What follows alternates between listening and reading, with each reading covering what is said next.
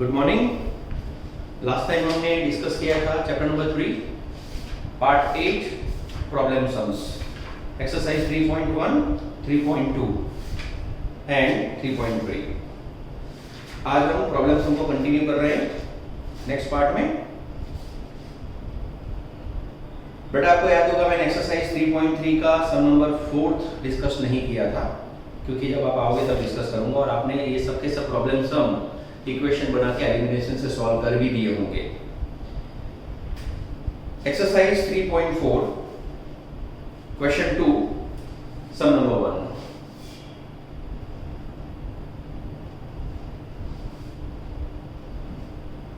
ठीक है, if we add 1 to the numerator and subtract 1 from the denominator, मतलब ये फ्रैक्शन का सम है। हमने लास्ट टाइम सम लिया था। Suppose fraction is x upon y। अब इक्वेशन है if we add 1 to the numerator and subtract 1 from the denominator, a fraction reduced to 1, मतलब जो ओरिजिनल फ्रैक्शन था उसमें 1 माइनस हो जाएगा। ओरिजिनल फ्रैक्शन कौन था? x upon y, reduced to 1 उसमें माइनस हो गया।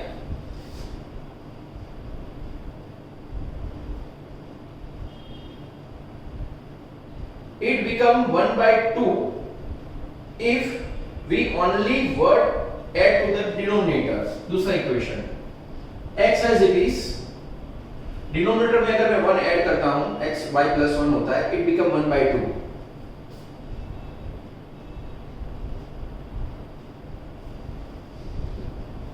ठीक है, ये हमारे दो इक्वेशन रेडी हो गए। अब सबसे पहले इसको प्रॉपर फॉर्म में कन्वर्ट करते हैं। x plus 1 upon y minus 1, x minus y upon y। ठीक है, cross multiplication xy plus y, cross multiplication xy minus x minus y square plus y। Okay, xy cancel, सबको यहां पे ला देते हैं। माइनस x प्लस x हो जाएगा। देखो प्लस y भी कैंसिल हो गया बेटा, इज इक्वल टू 0। ये हुआ पहला equation, x plus y square equal to 0।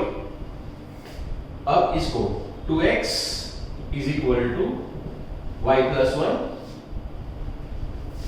2x minus y is equal to 1। अब बेटा टेक्स्ट बुक में जो आपको इक्वेशन दिया गया है ये दोनों मैंने लाके रख दिया, but you know very well this is not linear equation in two variable, तो ये सब आगे सॉल्व नहीं हो सकता। बाय द वे ये करेक्शन है, इन सब में करेक्शन है, आपको टेक्स्ट बुक में करेक्शन कर लेना। ये रिड्यूस टू 1 नहीं है, पर फ्रैक्शन बिकम्स 1 है, इक्वल टू 1 लिखना है आपको। आपको जो टेक्स्ट बुक में दिया है अगर उसी तरह से पूछा जाता है तो x प्लस वाई स्क्वायर आएगा, and this is not linear equation in two variable. Linear नहीं है क्योंकि वाई स्क्वायर आया तो लिखना है आपको सॉल्यूशन इज नॉट पॉसिबल। लेकिन एक्चुअल जो न्यू बुक आई है उसके अंदर करेक्शन के साथ है फ्रैक्शन बिकम 1 लिखा हुआ है। अब मैं इसको सॉल्व करता हूं, x plus 1 is equal to y minus 1, x minus y is equal to minus 2, है ना। ये है इक्वेशन नंबर 1, ये है equation number 2। Solve this equation by elimination method and find out x and y। See now question number 2। 5 years ago, अब age वाला समय है। 5 years ago, Nuri was thrice old as Sonu। समझो set, नूरी की as है x years और सोनू की as है y years। अब क्या लिखा बेटा? 5 years ago, before 5 years, x minus 5, y minus 5। 5 years ago, Nuri was 3 times age of Sonu। 10 years later, x plus 10, y plus 10। 10 years later, Nuri will be twice as Sonu। इसको simplify किया, इसको को simplify किया, proper form में लाए, solve by elimination method. Okay, आगे बढ़ते हैं। सी नाउ सम नंबर 3। सम नंबर 3 भी आप बेटा टिक कर लेना, ये भी सम हम नहीं कर पाएंगे। सम number 4,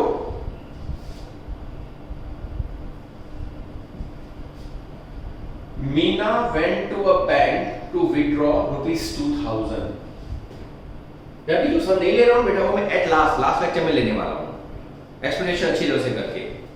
Meena went to a bank to withdraw ₹2000. She asked the cashier to give her 50 and 100 note only। मैं ऐसा बोलता हूं कि 50 रुपीस की X नोट लिया, 100 रुपीस की Y नोट ली, तो टोटल उसने कितना विड्रॉल किया? 2000। जैसे हमने बैट एंड बॉल का सम किया था, 6 बॉल परचेस किया, 5 बैट परचेस किया, लाइक दैट। यहाँ पे बैट एंड बॉल की जगह पे क्या दिया है? 50 rupees note and 100 rupees note. Meena got 25 notes only. Rupees में कितना मिला? 2000। तो 50 into x and 100 into y, लेकिन नोट कितनी मिली? 25। तो x plus y is equal to 25। क्यों? मैंने x नोट 50 रुपीस की ली है और y नोट 100 रुपीस की ली है। सो x plus y is equal to 25। याद बोला था मैंने, कॉमन निकालना मत भूलना, 50 कॉमन निकल रहा है, 50x plus 2y is equal to 40।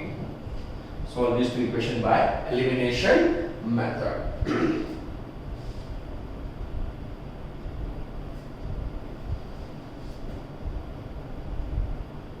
Sum number 5 बाद में करेंगे।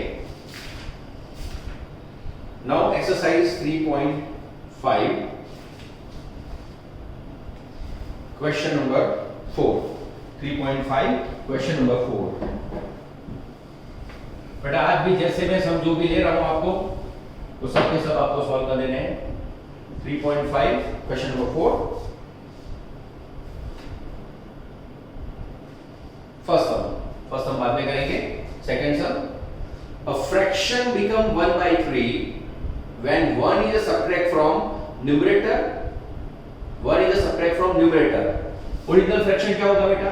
x upon y। अगर 1 को 1 is a subtract from numerator, so new fraction हुआ x minus 1 upon y। अब ये fraction हो चुका है 1/3 and it become 1/4 when 8 is added to the denominator। x as it is, y plus 8, 1/4। Cross multiplication equation number 1, cross multiplication equation number 2, और ये दोनों equation को आप सॉल्व करो एलिमिनेशन मेथड से। समझो x आया 5, y आया 7, तो answer is what? 5/7। Question number 3, Yash scored 40 marks in a test. 40 marks आए हैं उनको, getting 3 marks for each right answer and losing 1 mark for each wrong answer. अब बेटा मैं बोलता हूं कि राइट आंसर x हुए, wrong answer right answer x हुए, रॉन्ग आंसर y हुए। अब समझना क्या बोला उन्होंने? Getting 3 marks for each right answer,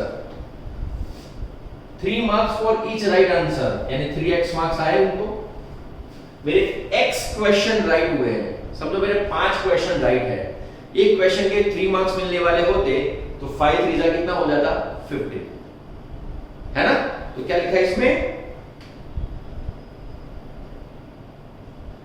getting 3 mark for each right answer and losing 1 mark for each wrong answer minus 1y। losing में subtract करना पड़ेगा। आपसे बेटर कौन जानेगा कि wrong answer losing होता है?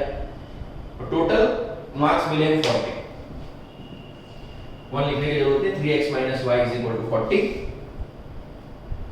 had 4 mark been awarded for each correct answer। अब दूसरी पेपर पहले से चेक हो रहा है क्या 4 मार्क करेक्ट से मिल रहे हैं and 2 marks deducted by wrong answer, then you will get 50 marks, right? Can we say 2 is common? So 2x minus y is equal to 25। Solve this two equation by elimination method. Question 4 and 5 हम last में करेंगे 3.4 का।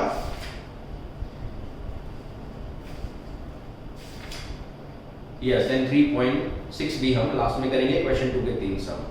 कल जो बेटा मैं lecture लूंगा उसमें 3.1, 3.2, 3.3, 3.4, 3.5, 3.6 के करीबन मैंने 5 या 6 सम है जो नहीं किए हैं, लेकिन ये सब सम मैं पूरे सॉल्व करूंगा और आपको हर एक सम 5 टाइम्स करना रहेगा। तो यहाँ पे अपना प्रॉब्लम सम्स का लेक्चर कंप्लीट होता है। एक्चुअली आज मेरा लेक्चर नहीं था, लेकिन मैंने एक्स्ट्रा लिया है प्रॉब्लम सम को कंप्लीट करने के लिए। Take care, thank you, bye bye.